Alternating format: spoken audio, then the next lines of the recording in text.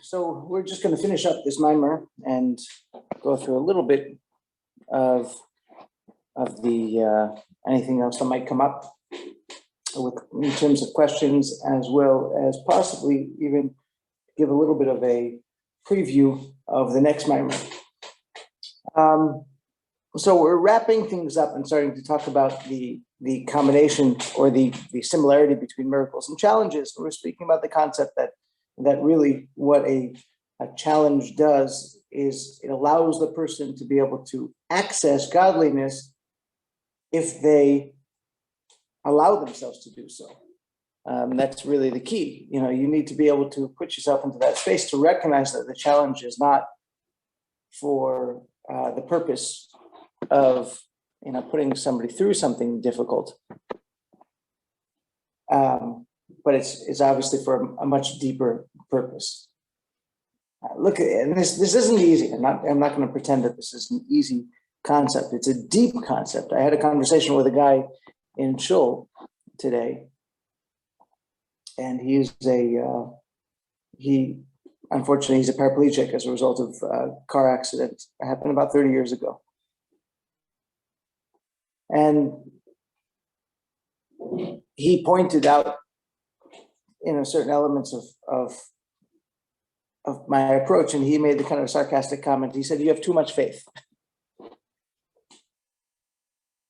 Now, obviously, it's very different, in terms of my experiences and his experiences. Of course, he is limited himself,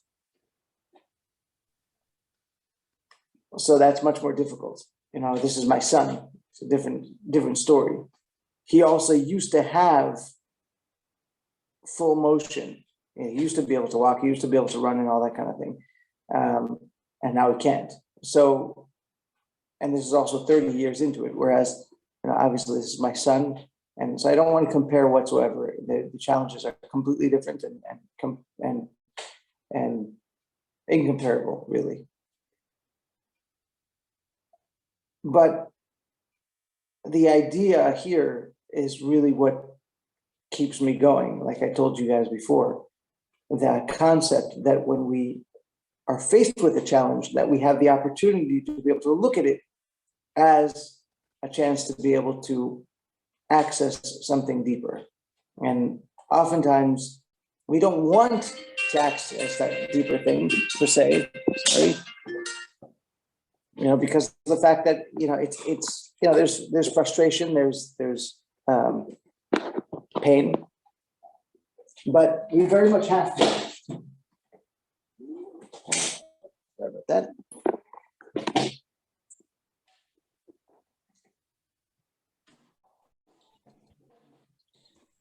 Sorry about that. We very much have to, because of the fact that that's the reason why we're going through it. And when we are able to accomplish the reason why we're going through it, we're able to overcome and come to a place of joy instead of that place of pain. So then we spoke about the fact that this is coming to the word, this brings us to the word yireacha, those who fear you. That there's a particular power in seeing how certain people overcome their challenges, the people who fear you, in other words, the greatest of the great. The men and women of Tanakh and the men and women of the Gemara and, up till today, those are not easy lives. We're not talking about people who were given everything, like the kings and queens, so to speak, of history. People went through tremendous challenge and sacrifices. And we started talking about the previous Rebbe's experience, how that through his struggles, the struggles were not for his own self-refinement, but for us to be able to benefit from them. And these people go through these public, oftentimes very public struggles, so that we can perceive the truth, that we can perceive the concept of the world being godly. One of the most remarkable conversations in the previous Rebbe's diaries, he records, there were two people who were arrested him, who were Jewish themselves. They were involved with the Jewish section, the Yevseksia. Their names were Nachmanson and Lulav. Lulav's grandfather was actually a chassid, and in fact, he had asked for a bracha for the child to be born, and Lulav was kind of sneering about this. It's like, I am the result of the bracha that you gave, and here I am coming to arrest you. So that, obviously that in and of itself is quite remarkable. But at some point, there's a conversation between the previous Rebbe and Lulav, and the previous Rebbe says, if I remember correctly,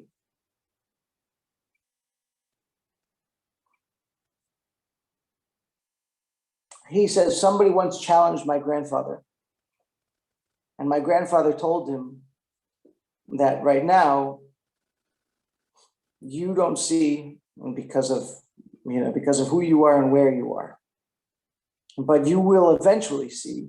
And he told Lulav, he said, listen, that man went through tremendous difficulties later in his life, and eventually he was able to perceive what my grandfather was telling him. And the previous Rebbe told Lulav and Nachmanson, you too will yet learn, which is quite intense.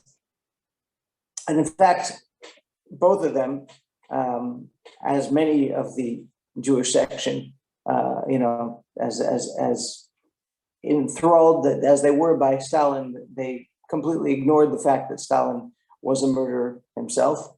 And the majority of the Yevseksy, including these two people, were eventually sent to Siberia. I don't believe either of them survived.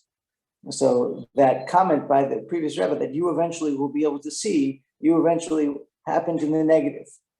And what we're trying to do is basically that things should be seen in the positive, and that it doesn't have to go through that kind of torment. And these two people obviously were the antagonists, so to speak, of the story. So unfortunately, that's what they had to go through because of what they did.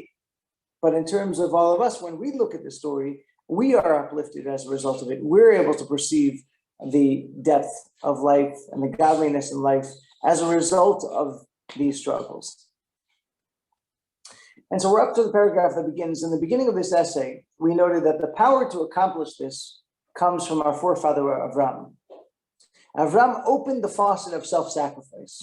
And all of us, particularly the leaders of the Jewish people, and even more particularly the leaders living in the footsteps of Mashiach, who exhibit this trait more than any others, inherited this ability from him. My father-in-law lived this trait ever since he was a small child, as he was preparing to take on the leadership of his people, and he did so even more so in his position as leader.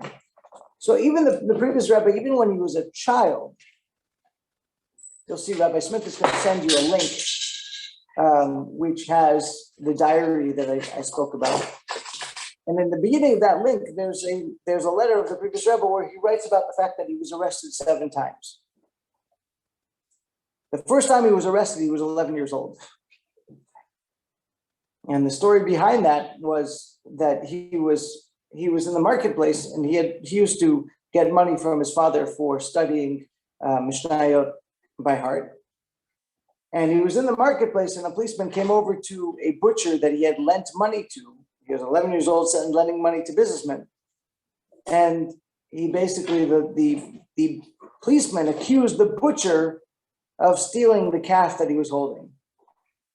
So the 11-year-old reacted and shoved the cop away and said, don't touch him. He's not a thief. He bought this from his own money. And obviously, the cop picked him up and arrested him, threw him into prison.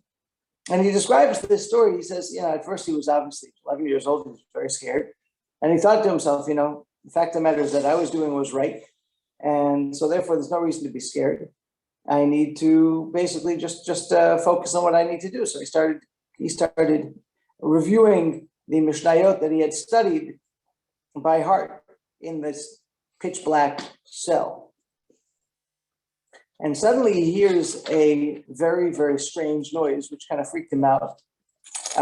He had matches in his pocket, and he lights a match, and he sees in the corner of the cell, there is a a calf, and its mouth has been tied up, and so it was disturbed by the whole thing and started moving in some kind of strangled way, and he put two and two together and realized that this cop had stolen this calf and was blaming it on the butcher. So later, when he was brought in front of a judge or magistrate or whatever it was at the time, the policeman accused him of attacking him and of ripping off his badge and that kind of stuff.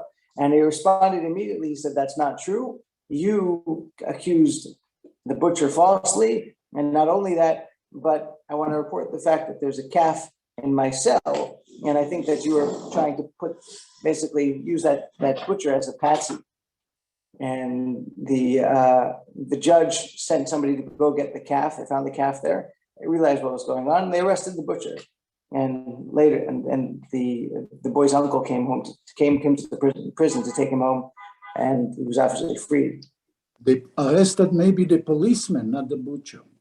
They arrested the policeman. That's correct. Yeah. Later, just incidentally, his father said to him, he said, when you were in the prison, the fact that you were studying Torah by heart made all the difference between you and the calf.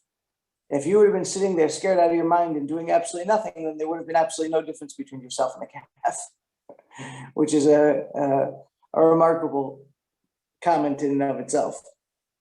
So at 11 years old, he was already, completely focused on defending fellow Jews. And he ended up taking over getting involved in community activities at 17 years old. And he was immediately placed as the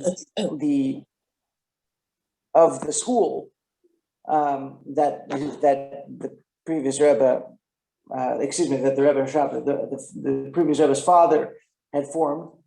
And so the fact that he was even directing a school at 17, 18, 19 years old, some of the students in the school, of course, were older than he was. And this is a school of higher learning. We're not talking about a school for 7, 8, 9-year-olds. This was an incredibly intense position to be put into as a very, very young person. And not only that, he was also, you got to remember the timing behind what was going on. This is right at the end of the Tsarist regime and right at the beginning of the Bolshevik regime. And there was a tremendous amount of struggle with regards to anything in Judaism at the time. And he was the one who had to stand up. In fact, this is a piece not very well known, but as a result of some of his standing up, for a little while, the previous Lubavitcher Rebbe walked around with he wasn't the Rebbe at the time. He was the Rebbe's son-in-law, but he walked around with a gun on him because there were absolutely threats to his life from people who were against against his yeshiva and against what he was trying to do. And so that's the reality. The story is told that one time as a Rebbe, he was on a wagon and they passed a shooting range, and the previous Rebbe challenged this chassid that he was with to a shooting match. This chassid obviously had no idea what he was doing, and he was quite shocked by the fact that the previous Rebbe not only knew how to shoot, but was a very good shot. So that was one of these very, very small little, interesting anecdotes on the side that doesn't usually get told. So the self-sacrifice, though, was incredible from when he was literally a child. And it was completely absorbed through and through. And that's how you see his entire life. Getting all the way to the United States, coming to the United States after, all the travails that he'd been through. He was arrested by the Tsarist government 5 times. He was arrested by the communists twice. He managed to get over the border and was in Warsaw at the time of the Blitzkrieg, and was in buildings that were being bombed at the time. He was barely pulled out of Europe only as a result of a relationship between the United States Secretary of State and the head of the Abwehr, which is the Nazi equivalent of the FBI, I think, or something like that. It happened to be that they wanted to keep the Americans quiet, and the Americans wanted to keep people quiet. And so, even though Cordell Hull was he was anti-Semitic. He was involved with blocking Jews from getting to the United States, but he was still one of those people. He would actually worked to get the previous Rebbe out of Poland through Germany and into Sweden, where he was able to take a ship to the United States, and that was done by Nazis, which is a remarkable story in and of itself. So after all of that, he comes to the United States, and the first night somebody tells him the United States, we're talking about 1941, I believe. He says to him, Rebbe, this is not Europe. We'd suggest that you basically go into retirement. We'll find a wonderful place for you out in the woods somewhere where you can sit and pray and study for the rest of your life with no inhibitions and no one disturbing you or anything like that. When he heard that, he said his first night on American soil, he cried the entire night. And his response to it was the famous declaration, America is not different. And the very next day, he declared that we're going to set up a yeshiva here, and we're going to work on taking over the United States, that the United States is perfectly fertile ground for Judaism. And so even though he was, going through his tremendous health issues as a result of everything that he'd been through, I believe he had multiple sclerosis, and it was advancing year by year. It didn't make a difference. It simply did not make a difference. He just absolutely ignored it until his dying day. He just pushed through.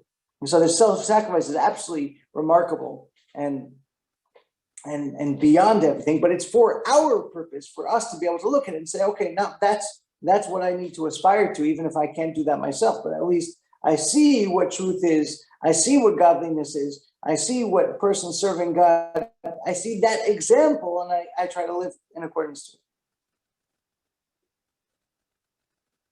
So then we continue in the paragraph, and says this is a very interesting dichotomy that is points out often in Chassidus. He says this wasn't something that he actively pursued, as Rabbi Akiva did. In other words, the previous Rebbe was not interested in self-sacrifice per se. And he explains, there was a certain flaw in Rabbi Akiva's statement that I have longed for this time when I would be able to state Shema with absolute self-sacrifice. And what that's talking about is that Rabbi Akiva, of course, his history is absolutely fascinating. He was illiterate until the age of 40. His wife encouraged him and convinced him to start studying. He started learning how to read at age 40 years old. And within 12 years, he became the dean of a massive school. Within 24 years, he had 24,000 students. And he lived a very long life. Tradition has that he lived till he was 120. But at 120 years old, he didn't just die a quiet life. He died as a result of being tortured by the Romans. They caught him teaching Torah in public. And as a result of that, they took him and they raked his flesh off of his body with iron combs. And his students were there and they asked him, Rebbe, you're smiling. Well, how are you smiling? And Rabbi Akiva's response was, my entire life, ever since I started to learn, I was hoping that I would be able to get to the point and praying to the point that I would be able to say Shema with absolute self-sacrifice, that I would be able to give my life up to God in God's unity. And he says, when I finally got to that point, I should not smile, which is an incredible statement. But there's a tiny, tiny flaw in that statement because of the fact that he was looking for something. He was looking to accomplish something, as opposed to, as we're going to see, Avraham Avinu and the previous Rebbe, we're going to see, that wasn't their approach. If you need self-sacrifice, I'll sacrifice myself. But the most important thing was, like we discussed in the Maimer of Latia Mishakela, not to be focused on what I want, but to be focused on what God wants. And so that's the flaw in Rabbi Akiva's statement. It's beyond any of our capabilities even to get to that flaw. But the fact is, it is less of a spiritual level than the person who doesn't really care because they have no personal involvement in one mitzvah over another. Their complete focus is on godliness. So considering this was something Rabbi Akiva desired, it reflects on this minimal flaw. Rather, my father-in-law's entire divine service was to perform whatever needed to be done to the point of actual self-sacrifice. If self-sacrifice was needed, so be it. So that's the difference. He wasn't running after, he wasn't searching for self-sacrifice per se. He wanted to accomplish whatever needed to be accomplished. And he had no interest, there was no self-involvement whatsoever. It wasn't about me per se. Now, there's a remarkable, the footage of when Prime Minister Begin came to visit the Rebbe. The press was all there. Begin was a newly elected prime minister, and so they were asking him about this meeting. And the Prime Minister Begin basically says the Rebbe is a great man in Israel, and he goes on about the Rebbe several things. And the Rebbe's, and they say the press turns to the Rebbe, and the Rebbe immediately says, to receive this honor, not for myself at all, but on behalf of the Chabad movement that does so much for the Jewish people, wherever they are. So immediately deflects the entire conversation to be not about himself, because that's what the Rebbe's focus is. It's not about me. It's not about what I want. There's no my desire in any circumstance. It's what needs to get done, and however it needs to get done, complete focus on the mission, and that's it. And so the Rebbe continues and says, but we saw in a literal fashion that he elevated his entire generation through his self-sacrifice. He drew the facts of God's absolute existence into every Jew, and indeed the entire world. People knew of the previous Rebbe. There were news reports on his arrest and imprisonment and his freedom, and the newspapers across, and the New York Times and everywhere else. Anything that it was significant news at the time. And when we talk about the fact that he elevated his entire generation, you've got to remember the fact that he pushed people to go through tremendous hoops in order to be able to keep Judaism alive. One of the most phenomenal books that I've ever read is a book called Sabota. Sabota is a book about a man by the name of Rabbi Eliezer Nanis. And he spent 20 years in Siberia, and he kept Shabbos throughout those 20 years. And so this book is his memoirs. The Rebbe told him actually to write the book. He actually didn't want to. He wrote it with a pseudonym because it was actually not sure if he was afraid to write it with his real name or whether the Rebbe told him to write with a pseudonym. But in any case, it's a phenomenal book, and it's a recounting of what life was like in Soviet Union from so many different angles, and it's really remarkable. And how do these people have the ability to be able to go through 20 years? During 20 years, he saw his wife, I think, twice over 2 days for a half hour each. And one of those two occasions, he was stripped naked by the guards and beaten in front of his wife. And so this tremendous self-sacrifice. How do they have the ability to be able to do that? And the answer is through the previous Rebbe.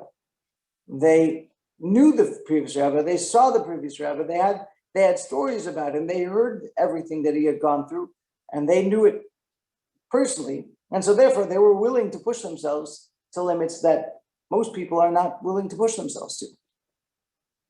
The joke was,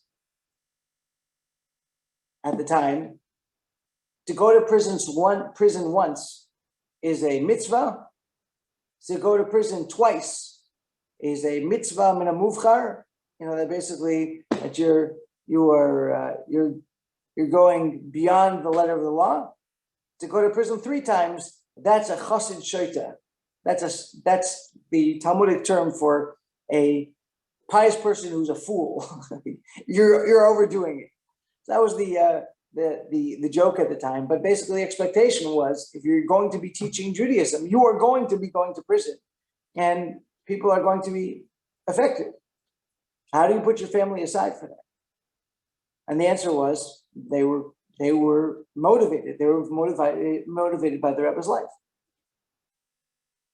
And this is the meaning of our verse. You have given those who fear you, in other words, those like our Rebbe's, miracles and challenges, both coming from a place beyond nature, to uplift all believers and non-believers, including those who are attempting to destroy Judaism as well as non-Jews.